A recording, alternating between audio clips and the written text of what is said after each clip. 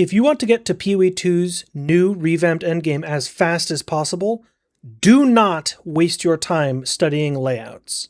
I say this because GGG has openly told us not to. If you don't believe me, here's a screenshot of Suna, a level designer at Grinding Gear Games, publicly telling people not to study layouts in the lead up to 0.5, because so much is reworked in that patch that anything you study now is likely to be irrelevant by the time that League Start comes. My name is CrimsonCasts. I'm a speedrunner and speedrun commentator for Path of Exile 2, and this is everything else you can do to get to that new revamped endgame as fast as possible without spending 1 second studying layouts. Overall, the number one thing that you can do is learn to play with urgency, by which I mean minimize time in town and simply don't stop moving while you're in a map. This doesn't mean that you're never allowed to look at your items or open your passive tree or refer to a build planner. But it does mean if you want to get to the end game efficiently, in say 5 hours, you can do so without having any advanced map knowledge by just continuing to make progress in the zones. Even if you're not quite confident that you're going the right direction, simply moving forward is almost always the correct decision, and that means that even inefficient progress is better than no progress. So play with urgency, continue to run forward until you find the next objective, even if you're not quite sure that you're running the correct direction. One thing you can and should do is to minimize your time in town by trying to shop more efficiently. The easiest way to do that is to make use of a regex, which is a search bar expression that will highlight items for you. In my case, I was looking for a good crossbow, and found 2. One with big lightning damage, and one with increased physical damage and projectile skill levels. If you're following a guide, you should expect the author to include a regex for you, and you should make use of it. If you're planning your own League Start or writing a guide for others, you should include this in your preparations. I'll include the regexes I use for Crossbow speedruns in the description down below, and if you want to learn to write your own regex, let me know in the comments and I might make a video explaining how to.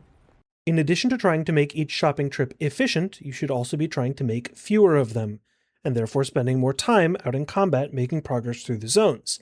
In order to do this, you need to understand a little bit about item modifier breakpoints, and if you're curious, here are the breakpoints for increased physical damage on a martial weapon. My general advice, instead of memorizing these breakpoints, is to understand that you're likely to go complete acts without item upgrades, and therefore if you find an upgrade early on in an act, you should completely ignore a vendor until the end of the act when you move on to the next one. It'll vary a little bit class to class if you want to play super optimally, but this is good baseline advice. If you want to investigate the breakpoints for yourself, I'll leave a link to Path of Exile 2 DB in the description down below. When you're not minimizing your time standing still in town, you should be maximizing the efficiency of your combat, by which I mostly mean maximizing the efficiency of your XP taking. In quick summary, focus on killing magic packs a lot. They give 3.5 times as much experience as the equivalent white monsters. You'll notice that I'm very thorough in the way that I clear this pack of blood cretins, and that's because they have those blue names, indicating that they give that increased experience bonus, as well as having 1 combat modifier on them. Being very efficient in this way will mean that you can focus a little bit less on managing your experience and more on making progress in the zone. So you'll notice that I ignore that pack of werewolves there, and continue to make progress in the zone. You'll also notice that there are some more advanced habits that I have, like managing my experience and gear during gaps between enemies, and that there are some packs, like that pack of white blood cretins, that I completely ignore. In short, make sure that you're focusing on killing only the most efficient things, spending times on magic packs, and ignoring white monsters unless you're over or under leveled. When we talk about managing your campaign experience, we need to talk about what it means to be over or under leveled. What you do is you compare your character level to the area level. If you want the full equation, here it is. All that you actually need to know is that there's a margin of safety where you can be under-leveled. This starts out at 3 levels, and that margin of safety expands by 1 point for every 16 levels of your character level. All that I want you to do is just keep an eye on how close you are to the zone level, and then from there, you'll just know when to take extra XP in order to push yourself back into the margin of safety. Another tip I have to give you is about muling, and that's to not do it. Muling, if you're unfamiliar, is the name for creating a character just to take their starting equipment and give it to your intended character. If you, for example, wanted to level up a ranger or a huntress using crossbows, then you got to town and you couldn't afford any of the crossbows, you should just keep making progress. The first thing to do is to kill Bira, because she has a chance to drop you the weapon that you like, or you can sell her drops in order to buy the weapon that you'd like. The next thing that you can do is proceed all the way to Red Veil, where clicking on these weapon racks is guaranteed to give you one of every second tier martial weapon. One long quarterstaff, one smithing hammer, and one tense crossbow. You should actually use this advice regardless of whether you're muling or not, because clicking on these weapon racks is pretty likely to give you an upgrade. However, you shouldn't craft every single upgrade that you find. Sure, spend a transmute or an augment, but save those precious regals and exalts. This is because they're relatively rare in the campaign, as you know if you've played through the campaign before, and so I'm going to encourage you to only spend them when you find a particularly potent upgrade. Here, I saved 2 for these level 16 crossbows, knowing that they would line up with one of those modifier breakpoints that I mentioned earlier. You don't need to know every single breakpoint, but ration your currency carefully and try to only spend 1 or at most 2 regals per act upgrading primarily your weapon. You can also save other rare currencies like artificers, runes, and whetstones in order to amplify your weapons throughout the campaign.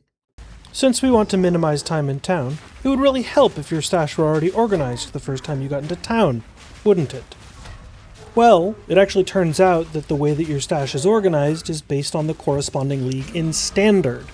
So, as a 3-minute chore that you can do if you're going to league start in, say, Hardcore Trade, you can make a character now in Standard Hardcore Trade and organize your stash. Name your tabs, organize them, give them the highlighting that you prefer, and then the first time you show up in town on 0.5 League Start, it'll already look nice and organized, like this, even though it's a fresh start. Another thing that you can do in order to make your campaign a little bit more efficient is actually delaying Ascendant. I know that that sounds counterintuitive, but if you delay your Ascending until level 28 instead of level 22, you can use this Barya that you can farm from the Watchful Twins in Deshar.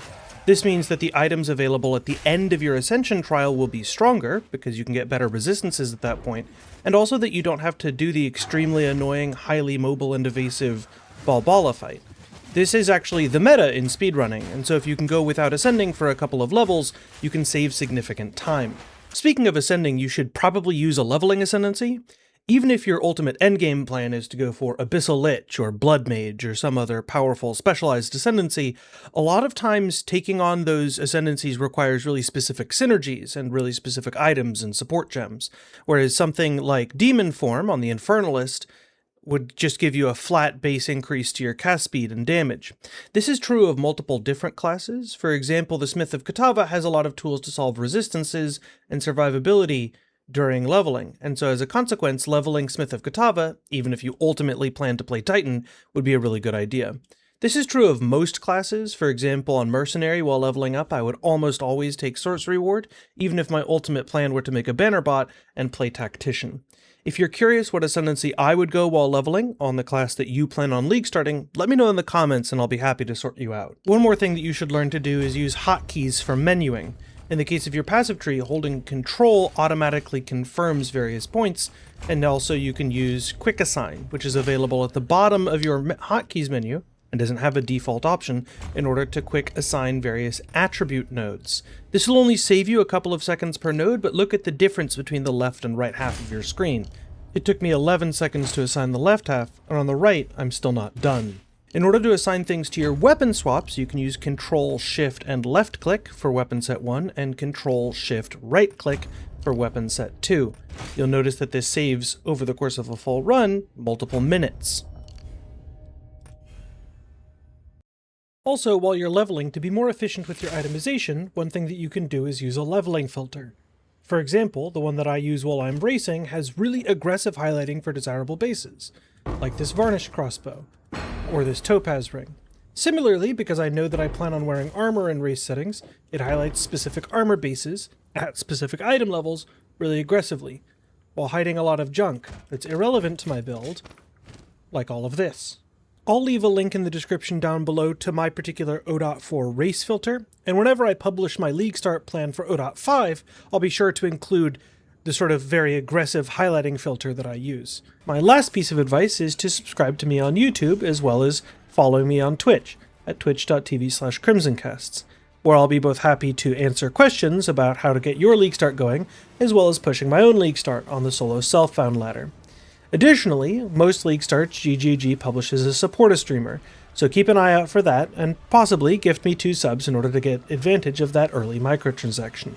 If you guys have any questions, feel free to leave them in the YouTube comments down below, as well as let me know if you want a much more advanced video, going over a lot more of the technical micro-optimizations related to speedrunning in Path of Exile 2. I hope that you guys are as excited as I am for the return of the Ancients, and I hope that you guys have a great time on League Start.